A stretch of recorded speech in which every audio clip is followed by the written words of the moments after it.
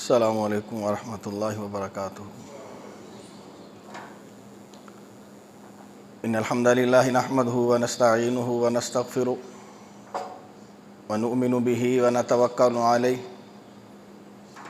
ونعوذ باللہ من شرور انفسنا ومن سیئات اعمالنا من يهده الله فلا مضل له ومن يضلله فلا هادي له وأشهد أن لا إله إلا الله وحده لا شريك له وأشهد أن محمدًا عبده ورسوله أما بعد فإن خير الحديث كتاب الله وخير الهدي هدي محمد صلى الله عليه وسلم وشر الأمور محدثاتها وكل محدثة بدعة وَكُلُّ بِدْعَةٍ ضَلَالَةٍ وَكُلُّ ضَلَالَةٍ فِي النَّارِ۔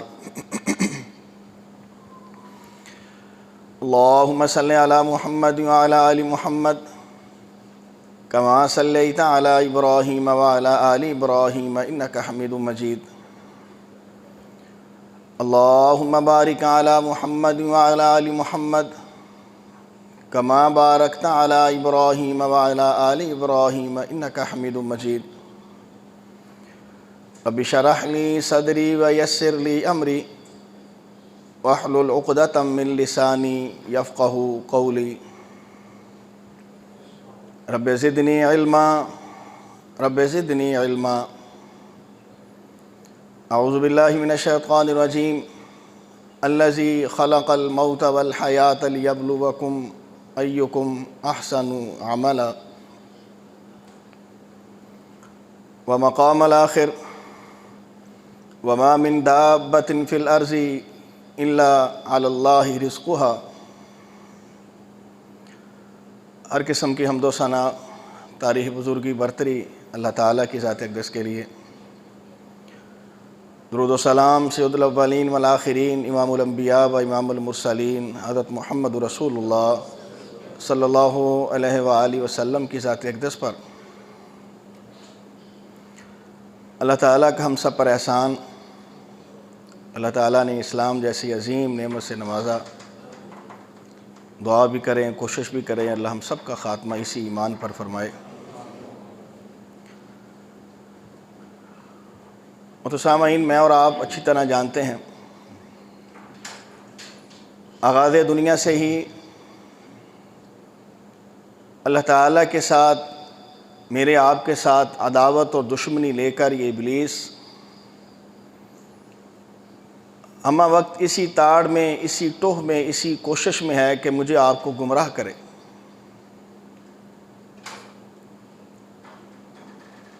اللہ تعالیٰ نے اس کو قوت اور اختیارات سے بھی نوازا ہے۔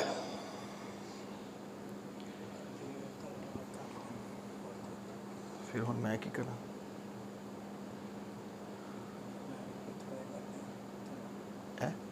کر لو۔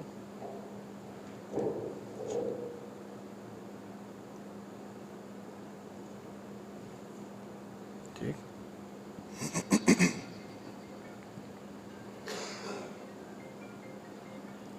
اس ابلیس نے، اس شیطان نے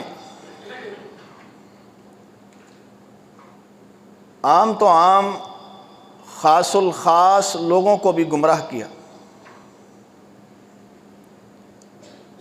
کہیں نوح علیہ السلام کے بیٹے کو گمراہ کر کے اس کو جہنم رسید کروایا، کہیں لوط علیہ السلام کی بیوی کو گمراہ کیا، کہیں ابراہیم علیہ السلام کے والد کو گمراہ کیا، غرض ہے کہ اس نے اپنی قوت اور طاقت اسی مشن پر لگائی ہوئی ہے کہ اللہ تعالیٰ کے بندوں کو میں جنت میں نہ جانے دوں۔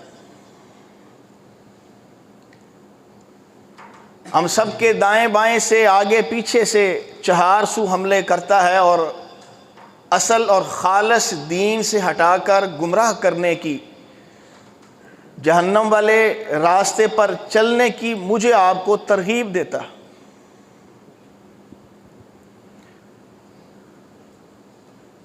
ہمیشہ یہی دعا کریں اور کوشش کریں اللہ ہم سب کی مدد فرمائے۔ اس لیے کہ میں اور آپ چند جو نیک اعمال کر لیتے ہیں، میرا آپ کا ایمان ہے یہ اللہ ہی کی توفیق سے۔ مجھے آپ کو اگر شیاطین سے بچنا ہے تو اس کے لیے بھی اللہ ہی کی پناہ میں، اللہ ہی کی تعوذ میں، اللہ ہی کے مدد اور نصرت کے ساتھ رہنا پڑے گا۔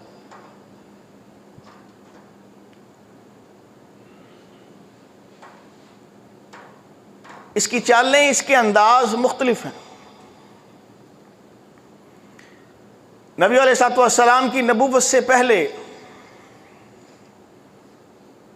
دور جہالت میں مکہ مکرمہ میں اور دائیں بائیں یہ صورتحال تھی۔ لوگ اسلام کے نام سے واقف تو ضرور تھے مگر عمل پیرا نہیں تھے۔ اللہ تعالیٰ بذات خود کہتے ہیں ان عدۃ الشہور عند اللہ 12 شہرا فی کتاب اللہ یوم خلق السماوات والارض، جب سے زمین و آسمان میں اللہ نے تخلیق کی ہے اسی وقت سے میں نے 12 مہینے ایک سال کے وہ بھی ساتھ ہی طے کیے ہوئے، اور انہی 12 مہینوں میں 4 مہینے حرمت والے رکھے ہیں، ذی-القعدہ، ذی الحج، محرم اور ایک رجب کا مہینہ۔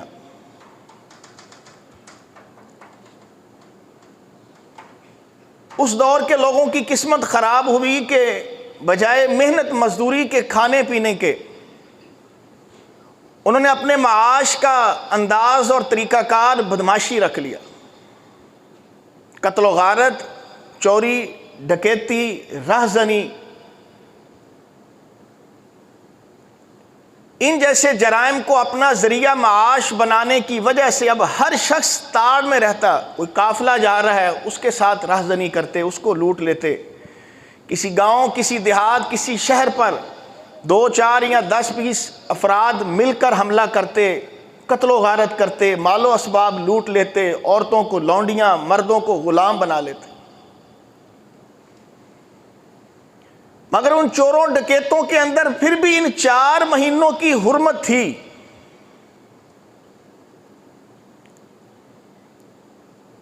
ان 4 مہینوں میں وہ کوشش کرتے کہ ہم 4 مہینے کہیں کوئی ایسا کام نہ کریں کہ اللہ ناراض ہو، اس کے بعد کی خیر ہے۔ اسی وجہ سے ذی-القعدہ، ذی الحج اور محرم، ان 3 مہینے چونکہ یہ مسلسل ہیں، 3 مہینے مسلسل ایک قسم کا فقر، فاقہ، غریبی، انہوں نے یہ دن دیکھے ہوتے تھے چونکہ ڈاکے نہیں مار رہے، چوری نہیں کر رہے، رہزنی نہیں کر رہے، اور جب ان کو خبر ہوتی کہ سفر کا مہینہ جو اسلامی مہینوں کا دوسرا مہینہ ہے، جس کی آج دوسری تاریخ ہے، اسی لیے نبی علیہ الصلوۃ والسلام یا تاریخ میں اس کو سفر المظفر اب کہا جانے لگا۔ سفر کے اصل لفظ جو عربی میں ہے وہ خالی کر دینے کو۔ اب جب لوگوں کو خبر ہوتی کہ کل سے سفر شروع ہو رہا ہے، سفر کے مہینے کا آغاز ہے، تو لوگ اپنے گھروں سے نکل کر بے آباد جگہوں پر، پہاڑوں پر، جنگلوں میں جا کے چھپ جاتے کہ اب وہ چور، ڈکیت، وہ رہزن اب حملہ کریں گے اور قتل و غارت کریں گے۔ اور جو چور ڈکیت تھے وہ اپنے گھروں کو خالی چھوڑ کر اس مشن پر نکلنے کے لیے تیار ہوتے کہ اب ہم نکلیں اور مال و اسباب لوٹ کر کوئی 1 ہفتے کے بعد، کوئی مہینے کے بعد، کوئی 2 مہینے کے بعد، جب ان کا مشن پورا ہوتا اور اپنا مال و اسباب لوٹ کر دوبارہ اپنے علاقوں، اپنے شہروں، گھروں میں آتے۔ تو اس لیے یہ مہینہ سفر کا کہلانے لگا، جس کا معنی تھا خالی کر دینا، کہ لوگ اپنے گھروں کو خالی کر دیتے تھے۔ کچھ لوگ رہزنی، ڈکیتیاں کرنے کے لیے، اور کچھ لوگ ان کے شر سے بچنے کے لیے، اور جو ان کے شر سے بچنے کے لیے کرتے تھے ان کے دماغ میں شیطان نے یہ ڈال دیا کہ یہ مہینہ ہی منحوس ہے،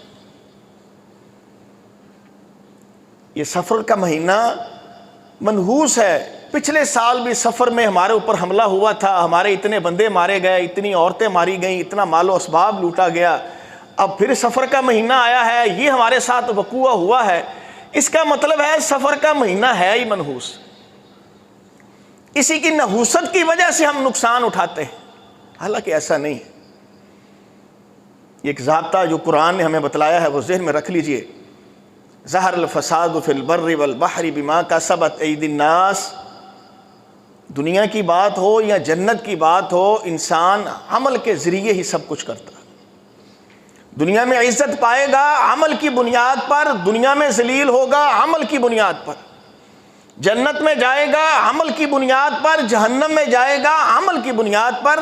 یہ نہیں ہے کہ آپ کسی پر اپنا مدعا ڈال دیں کہ اس کی وجہ سے ہے، اس کی نحوست کی وجہ سے ہے، اس کی وجہ سے میرے اوپر معاملات اور مسائل ہیں۔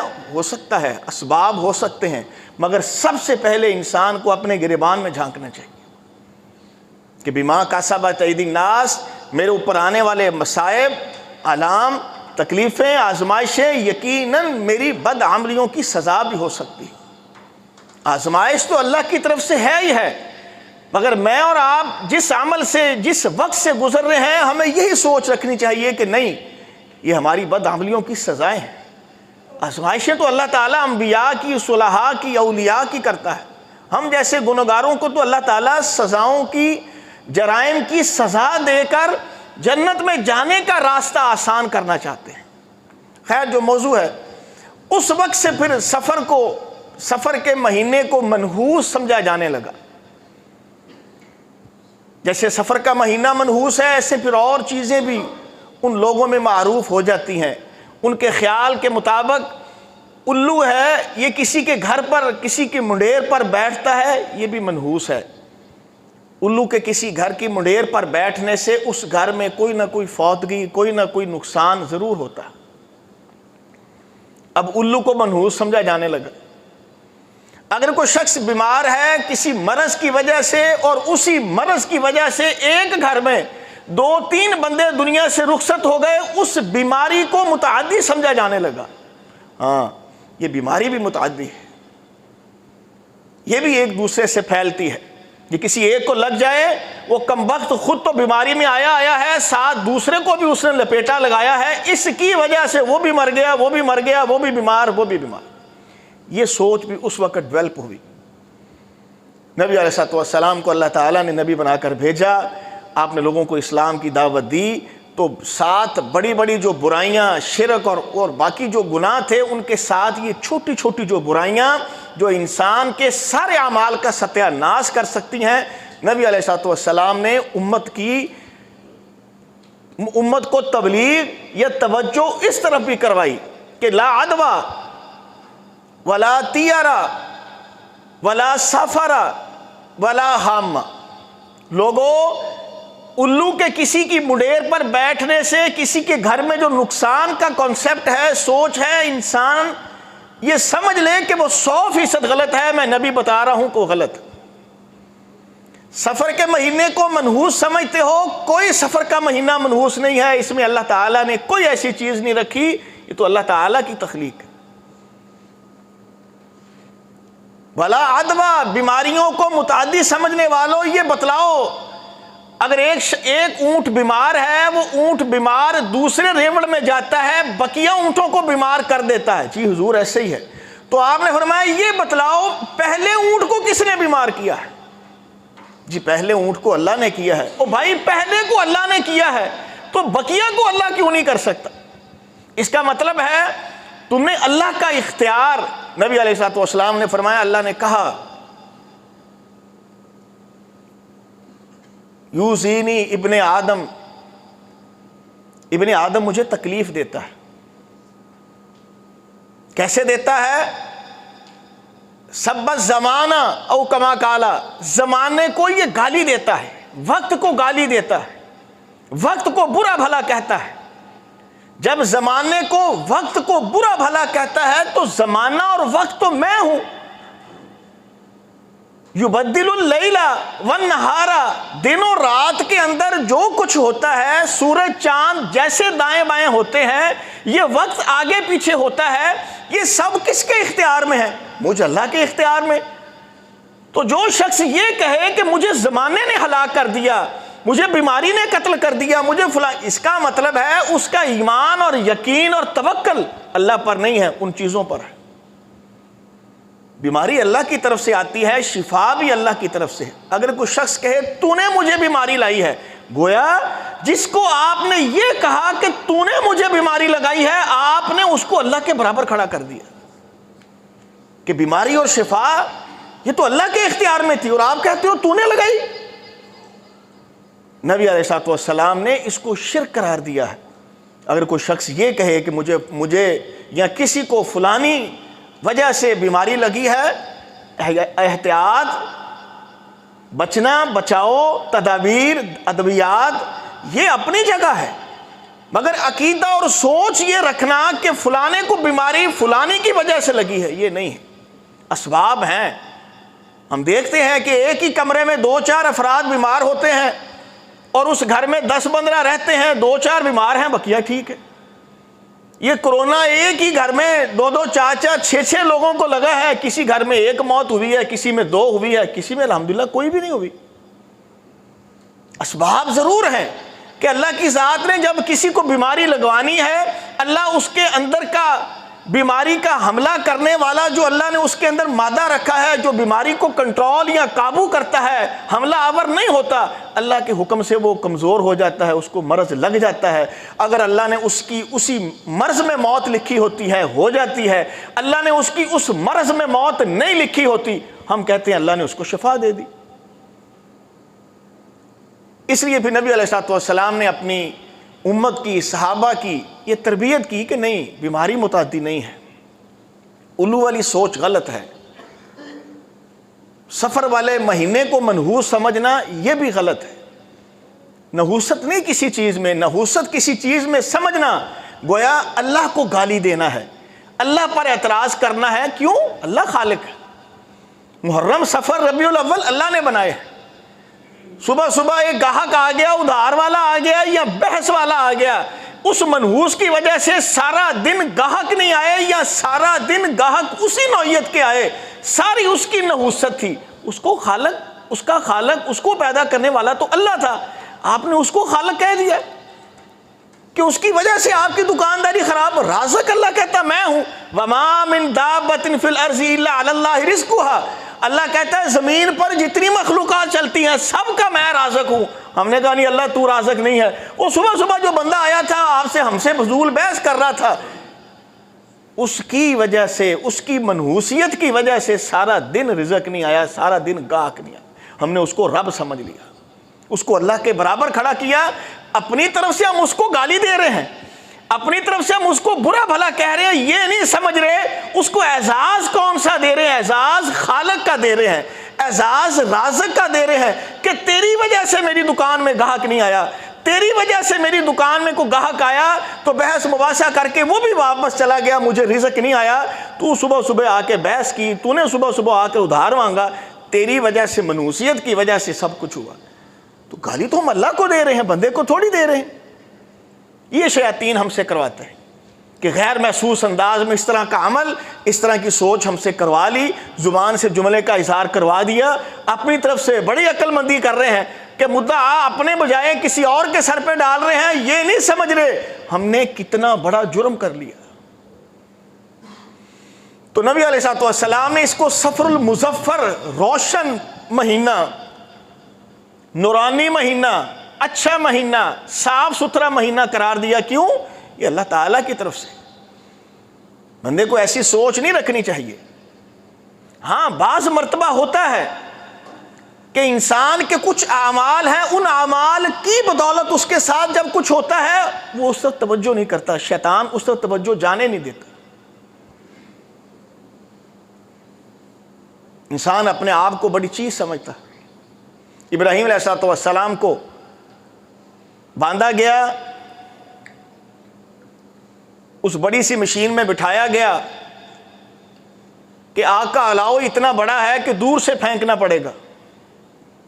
ابراہیم علیہ السلام کو اس آگ کے الاؤ کے اندر پھینکا گیا، اللہ تعالیٰ کی منظوری ہوئی، اللہ تعالیٰ نے تحفظ دیا۔ قُلْنَا يَا نَارُ كُونِي بَرْدًا وَسَلَامًا، ہم ہی نے کہا اے آگ ٹھنڈی ہو جا، سلامتی والی ہو جا، ہمارے ابراہیم کو نہ جلانا اور نہ اتنا ٹھنڈا کر دینا کہ اس کو ٹھنڈک زیادہ محسوس ہو۔ امن اور شانتی کے ساتھ ابراہیم علیہ السلام کو آگ سے نکالا۔ کیا کسی نے آپ کو بتلایا یا آپ نے کہیں پڑھا سنا ابراہیم علیہ السلام آگ کے الاؤ میں گرے اور جلتے ہوئے الاؤ سے باہر نکلے اور سینہ تان کر کہا ہو ہاں کیا بگاڑ لیا تم نے میرا، بتاؤ دیکھو میں نے کتنا کمال کیا، میں آگ سے بچ گیا؟ ایسا غرور اور تکبر والا کوئی جملہ ان کی زبان سے نہیں نکلا۔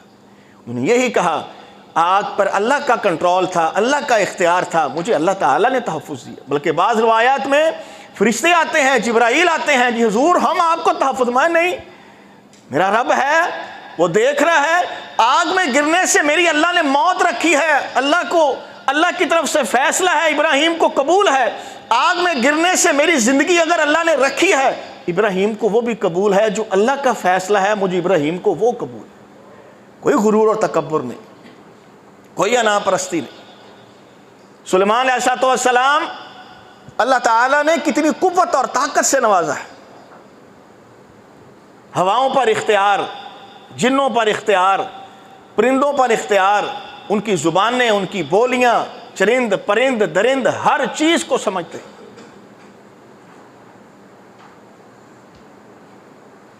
ملکہ بلقیس کا جب ایشو کھڑا ہوا، اگر آپ حضرات کے علم میں ہے، ٹائم نہیں ہے تو اپنی مجلس لگائی ہوئی ہے، مجلس لگائی ہوئی میں اپنے ارکان سے، لوگوں سے، ماتحت افراد سے کہتے ہیں ہاں بھی کون ہے کوئی ایسا،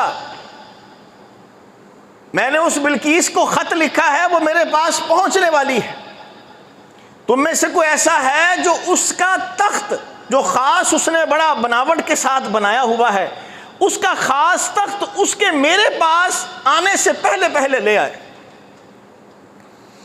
قال الذی قال عفریت من الجن انا آتیک بہ قبل ان تقوم من مقامک۔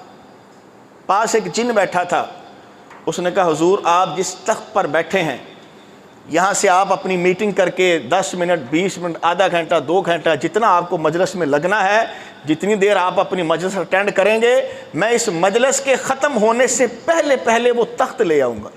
یہ ہے کس کے ماتحت؟ سلیمان علیہ السلام۔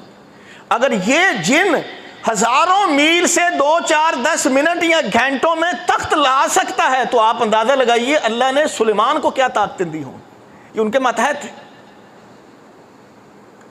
قال الذی عنده علم من الکتاب انا آتیک بہ قبل ان یرتد الیک طرفک۔ اللہ نے ایک اور بندے کو علم سے نوازا ہوا تھا، اس کو بھی قوت طاقت دی تھی، وہ پاس ہی بیٹھا تھا۔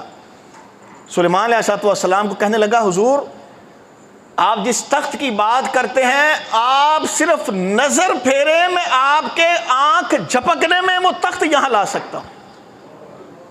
آپ اندازہ لگائیں اللہ نے اس کو کتنی طاقت دی ہوگی کہ اگر کوئی شخص کہے یہاں سے جانا ہے امریکہ اور امریکہ سے ایک تخت اٹھا کے لانا ہے، اور ایک کہہ رہا ہے جی آدھ پون گھنٹہ لگے گا، ایک کہتا ہے جی آپ آنکھ جھپکے تخت یہاں ہے، اتنی طاقت ہے، اندازہ لگائیے سلیمان علیہ السلام کی کیا ہوگی۔ وہ نبی تھے، ہماری طرح گھٹیا حرکتیں نہیں کی، گندی بےہودہ اور بے دینی والی حرکتیں نہیں کی۔ آج سے کچھ عرصہ پہلے خیر ہم دیکھتے تھے اگر کسی شخص نے گھر بنایا ہے تو گھر کے باہر وہ کیا لکھتا تھا؟ ھذا من فضل ربی، کہ میں اتنا خوبصورت اور مہنگا مکان بنا رہا ہوں، اللہ کی قسم میرا کوئی کردار نہیں، ھذا من فضل ربی، یہ میرے رب کا پالنے والے کا فضل ہوا ہے تو میں اچھا مکان بنانے کے قابل ہوا۔ کوئی ماشاءاللہ لکھتا تھا، کوئی ماشاءاللہ لا حول ولا قوت الا باللہ لکھتا تھا۔ اب آپ دیکھ لیجئے بلڈنگیں بنتی ہیں اور اس کے باہر آپ کو کیا لکھا نظر آئے گا؟ ہر برادری کا اپنا اپنا لفظ، کسی نے راجپوت ہاؤس لکھا ہے، کسی نے بٹ لاج لکھا ہے، کسی نے فلانا نام، ہر بندہ اب اپنی اپنے نام کو، اپنی اپنی برادری کو پریفرنس دے کر بار بڑا سا چوڑا سا نام اپنا لکھتا ہے، یہ نہیں لکھتا کہ یہ کس کی وجہ سے ہوا۔